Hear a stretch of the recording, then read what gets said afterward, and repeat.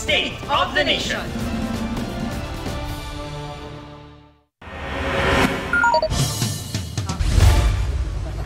Medyo mas malakas ako sa kahapon.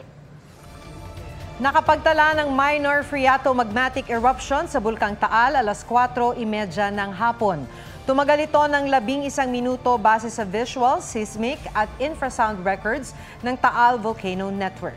Ayon sa PHIVOLCS, posibleng nagkaroon ng kontak sa tubig ang magma ng bulkana na nanatili pa rin nasa alert level 1. Patuloy ang monitoring ng PHIVOLCS. Sa ilalim ng bagong batas, bubuwisan na ang foreign companies na naghahatid ng digital services sa Pilipinas, gaya ng streaming apps at online shopping platforms. Ano-ano kaya ang saklaw niyan at mas mahal na kaya ang babayaran ng subscribers at online shoppers? May report si Ivan Mayrina. Pantagal stress si Mang Ramon ang panonood sa isang streaming platform. 150 pesos lang kada buwan. Marami na siyang pelikulang na-stream. Pero posibleng tumaas ang binabayaran niyang subscription fee ayon sa BIR. Nilagdaan na kasi ni Pangulong Marcos ang Value-Added Tax o VAT on Digital Services Law na iniakda ni na Senadora Pia Cayetano at Senador Win Gatchalian at Congressman Joey Salceda. Sa ilalim niyan, papatawan ng 12% VAT ang mga digital services provider sa labas ng bansa tulad ng search engines, cloud service, online streaming at iba pang online platforms at digital goods. Pati ang online marketplace o shopping platforms, pasok dito. Ipapasa kaya sa users ang dagdag buwis. As to whether magkakaroon ng price increase, no, it doesn't necessarily follow. Of course, it would also depend on it's a business decision by the service provider. I think it would be minimal, hindi naman yan 12% automatically mag-i-increase sila. Parang hindi po dapat yata. Tulad kung mahirap, yun na lang po ang kayang para makapanood. Kung dadagdagan pa nila, parang pwedeng mag-unsubscribe na ako. Pwede naman po if yung task po na bibigay po nila or idadagdag po nila sa presyo is mapalitan po ng dagdag serbisyo po. Ay kay Pangulong Marcos at sa Department of Finance, dahil sa batas ito abot sa 100 bilyong piso ang inaahas sa kamalilikom ng gobyerno sa susunod na 5 taon. This is enough to build 42,000 classrooms, more than 6,000 rural health units, 7,000 kilometers of farm-to-market roads. 5% ng malilikom na buwis sa loob ng 5 taon ay tinakda ng batas na mapunta sa creative industries. Paglilinaw ng Pangulo, hindi ito bagong buwis. Matagal lang ipinapataw ang bisa ito sa local digital o online services. Inilalatag lang ng batas sa mekanismo para masigil din ang mga kumpanya sa ibang bansa sa online na negosyo. Ang kumpanyang hindi susunod sa batas, pwedeng ipablock ng BIR. Ivan Mayrina nagbabalita para sa GMA Integrated News. Nasaksihan ng isang OFW sa Lebanon ang pagsabog malapit sa tinitirhan niya, bunsod ng patuloy na bakbakan ng Israel at grupong Hezbollah. Ang gobyerno ng Pilipinas nag-aarkila na raw ng eroplano para mapauwi na ang mga Pilipinong naiipit sa gulo. May report si JP Soriano. Parang mga bulalakaw ang liwanag na yan sa kalangitan ng Israel. Pero missile sa taktaw yan ng Iran na nasalag ng Iron Dome defense system ng Israel. Paghihiganti raw ito ng Iran sa pag-atake ng Israel laban sa mga kaalyado ng grupong Hezbollah na nasa Lebanon. Ang mga residente kabilang na ang mga Pilipino sa Israel muling nagtago sa bomb shelters. Pagtitiyak ng Department of Migrant Workers o DMW, walang Pilipinong nadamay sa airstrikes. Sa gitna ng panawagang ceasefire ng United Nations, United States at European Union, tuloy pa rin ang bakbakan sa pagitan ng Israel at grupong Hezbollah. Nabalo ng napakakapal na usok ang Southern Lebanon Village kasunod ng mga pagsabog. Pero sa amua, oh my God! No! Kabilang ang OFW na si Glenda at kanyang kasama sa mga nakasaksi ng bakbakan. Ligtas naman daw sa lugar nila, pero tanaw ang makapal na usok mula sa pinagsabugang gusali. Yumayanig po talaga yung building. Bumababa po ako ng building. Natatakot po ako. Matagal na raw sa Lebanon si Glenda na dati na raw nakaranas ng gyera. Pero mas matindi raw ngayon habang ini-interview ko siya. Naiiyak po lang ako, sir, kasi syempre hindi mo akalain na ganito yung sitwasyon dito, yung ganon. Ang ganda-ganda ng Lebanon, biglang ganito. Bagamat gusto na niyang umalis ng Lebanon, nagdadalawang isip daw si Glenda dahil napamahal na sa kanya ang kanyang mga alaga. Mahal ko rin sila, sir. Sila ang pangalawa ko kasing pamilya. Hindi ko po talaga maiwan, sir. Kabilang siya sa halos 11,000 Pilipino sa Lebanon.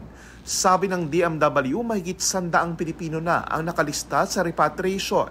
Ang problema, ilang beses na nakakansela ang mga flight sa Lebanon dahil sa sunod-sunod na airstrikes.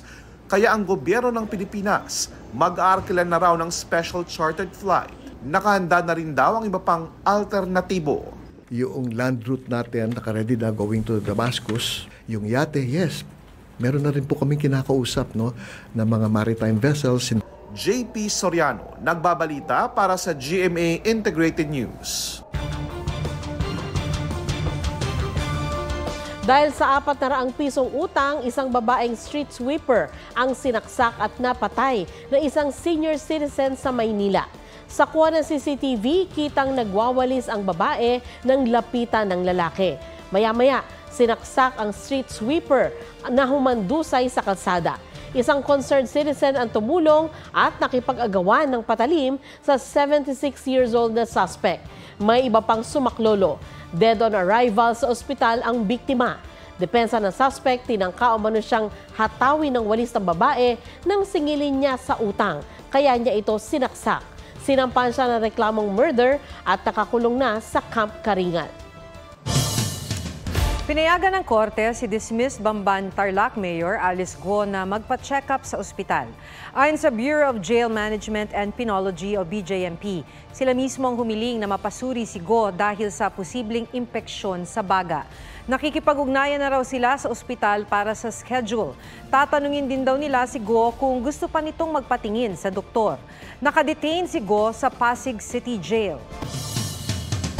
Ilang re-electionist at mga dating senador ang kabilang sa naghain ng kandidatura sa ikalawang araw ng filing ng COC. Narito ang aking report. Nakailang takbo na umuno sa Senado si Victoriano Inte, ang unang naghain ng COC sa pagkasenador ngayong araw. Kasunod niya ngayong araw ang re-electionist na si Senador Amy Marcos na sinamahan ng kanyang inang si dating First Lady Imelda Marcos. Nag-anunsyo na siyang independent pero nationalista ang inilagay na partido sa COC. Target ding bumalik ng Senado ni dating Senate President Tito Soto. Ganon din si dating Senador Ping Lacson. Kasabay na dumating ni re-electionist Senator Lito Lapid na nag-file din ng COC.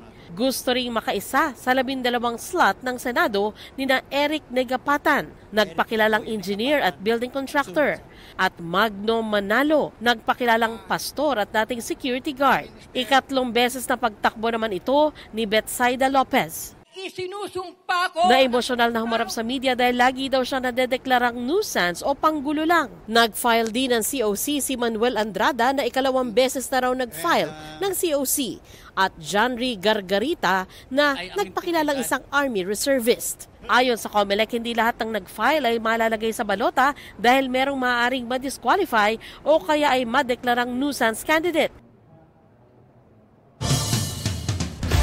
Nadagdagan pa ang mga party list na naghain ng kandidatura. 11 nominado ng mga party list ang naghain ng Certificate of Nomination at Certificate of Acceptance of Nomination ngayong araw. Sa kasalukuyan, 26 na ang bilang ng mga nag-file na party list. Naghain po ng Certificate of Candidacy si Kerwin Espinosa na idinawit ni dating Pangulong Duterte sa iligal na droga noon. Nais niya tumakbo bilang alkalde ng Albuera, Leyte, na minsan ding hinawakan ng kanyang amang si Rolando Espinosa. Inabsuelto na si Espinosa sa kasong conspiracy to commit illegal drug trading at iba pang drug case ng mga korte sa Makati at sa Baybay City, Leyte. Pero nitong Pebrero, iniutos ng Court of Appeals na muling buhayin ang kaso kaugnay sa illegal possession of dangerous drugs at illegal possession of firearms. May kaso rin siyang paglabag sa anti-money laundering law sa Pasay Regional Trial Court.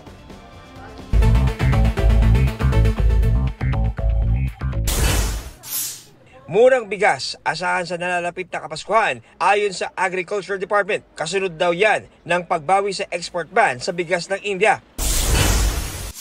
Attorney Harry Roque, tanggap at iginagalang daw ang desisyon ng Korte Suprema na ibasura ang writ of amparo ng kanyang kampo. Ginagalang ko po yung pagbabasura ng Korte Suprema sa writ of amparo, bagamat maasa pa rin po kami na titignan pa rin ng hukuman yung merito doon naman sa aming petisyon ng certiorari at prohibition. Mensahe naman ng Quadcom kay Roque, sumuko na sa panel.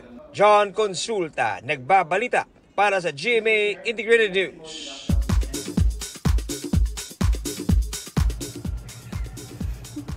Okay, Bini! Bisa daw po! Kwelang Bini series ni Rita Daniela. Umani ng more than 1 million views sa TikTok. Binihisan mo na't lahat. Pero ginawa ko pa rin parang basahan. Speaking of viral, Miguel Tan Felix nakisali na rin sa trending dance craze sa TikTok. Unboxing with Marian Rivera. All smiles na ipinakita ng Kapuso Primetime Queen ang kanyang toy collection. British rock band na Coldplay. Lilimitahan daw ang kanilang album sa 12 lang. Aubrey Carampel nagbabalita para sa GMA Integrated News. Nakipagpambuno ang lalaking yan sa anaconda na lumingkis sa kanya sa Terra Santa sa Brazil. Ang sawa, nakakagat pa sa kanyang braso. Para makawala, kinagat din ng lalaki ang anaconda. Ayon sa mga saksi, tumalo ng lalaki sa ilog para pigilan ang posibleng pag-atake ng anaconda sa mga batang naglalaro roon. Pero ang lalaki, lasing daw. Nagkasugat siya sa braso pero hindi na nagpagamot dahil wala raw siyang iniindang sakit.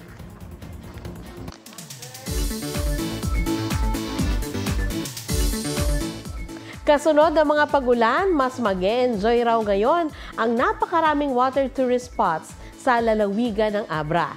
G tayo sa best destinations doon kasama si Mark Salazar. From springs to falls, meron yan dito. Presenting the best of the best ng Abra.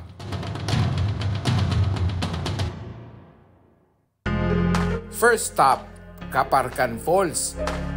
Rice terraces ang atake ng naturally made rock formations. Kaya naman itong si Alder ng Parañaque nabighani. Para siyang hinulma ng mga tao. Para po talaga kayong nasa Encantadia. Second stop, Luswak Spring ng Lagayan. Crystal clear, ang ganda hanggang sa pinakailalim ng tubig. 40 pesos lang ang entrance fee. Masusubok naman ang lakas mo rito sa RRBs. Perfect sa mga adrenaline junkies ang river tubing. Sobrang ganda po talaga. At hindi nyo makakalimutan yung experience. Sa mga gustong mag-chill, tambayan ang falls at hanging bridge. Lahat yan pwedeng mabisita sa loob ng isang araw. Sobrang magkakalapit lang po talaga. May time nga po na 3 po kaagad yung pupuntahan nyo sa isang araw. Para sa mas sulit na Abra-mazing experience, mas okay na dumayo pagkatapos ng tag-init. Mark Salazar, nagbabalita para sa GMA Integrated News. Pinagbiyak na bunga, yan ang tingin ng netizens nang makita ang bonding ng mag-ama mula Mandaluyong. Hindi lang magkamukha, pati kasi sa paghataw, like father, like son. Pusuan na yan sa report na ito. Uy, midila pa. Hindi ka na mapapaisip, pero tiyak, rent-free sa utak dahil sa mag-amang ito na todo indak. Oy! Yan si Baby Gavin, ang copycat ng daddy niyang si Betong. Maliban sa hulma ng muka, sa moves ay magaling. Midila pa. At sure na sa ama niya nanggaling. TikTok live ang kanilang naging bonding at requested ang dance number ni Gavin.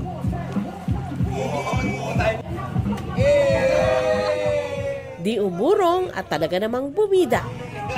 Kwento ni na mommy at daddy, pareho silang dancer kaya talagang may pinagmanahan ng anak na agad nilang napansin. Baka na namamalimos tayo dito na. Nagla-live lang po kami kahit wala pong gift, okay lang ha. Uy, ganyan nga. Uy. Yan po ang State of the Nation. Para sa mas malaking misyon, ako si Maki Pulido. Para sa mas malawak na paglilingkod sa bayan, sa ngalan ni Ato Maraulio, ako si Sandra Aguinaldo. Mula sa GMA Integrated News. Ang News Authority ng Pilipino. Huwag magpahuli sa mga balitang dapat ninyong malaman. Mag-subscribe sa GMA Integrated News sa YouTube. Sa mga kapuso abroad, subaybayan nyo kami sa GMA Pinoy TV at sa www.gmanews.tv.